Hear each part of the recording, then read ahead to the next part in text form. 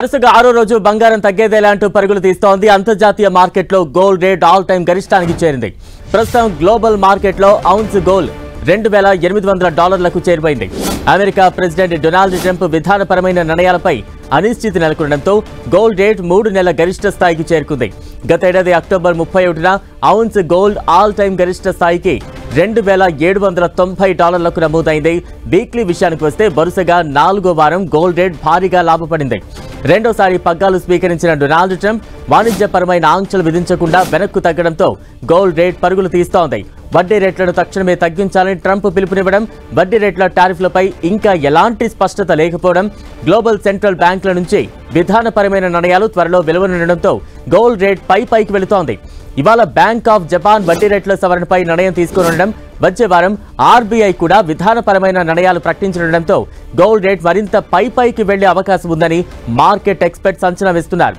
ప్రస్తుతం gold outlook చూస్తే సానుకూలంగానే ఉందని, సరికొత్త గరిష్ట స్థాయిలను తాకే అవకాశం ఉందని ఇండస్ట్రీ ఎక్స్పర్ట్స్ అభిప్రాయపడుతున్నారు. మరోవైపు డాలర్ మార్క విలువ కూడా బలహీనపడడం గోల్డ్ సెంటిమెంట్ ను బలపరిచింది.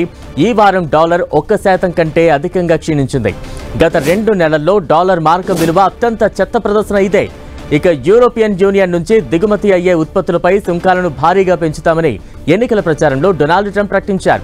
చైనా నుంచి దిగుమతి చేసుకునే ప్రొడక్ట్స్ పై కూడా పన్నును 10% పెంచే విషయంపై యుఎస్ ప్రెసిడెంట్ ఆసక్తిగా ఉండటం, ఈ నిర్ణయం ఫిబ్రవరి 1 నుంచి అమలయ్యే ఛాన్స్ ఉందని వార్తలు రావడంతో ఇన్వెస్టర్లు తమ పెట్టుబడులను గోల్డ్ వైపు మళ్లించారు.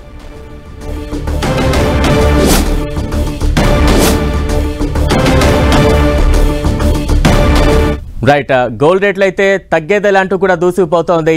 ఇక మనకు gold expert market analyst Kranthi గారు అందుబాటులో ఉన్నారు.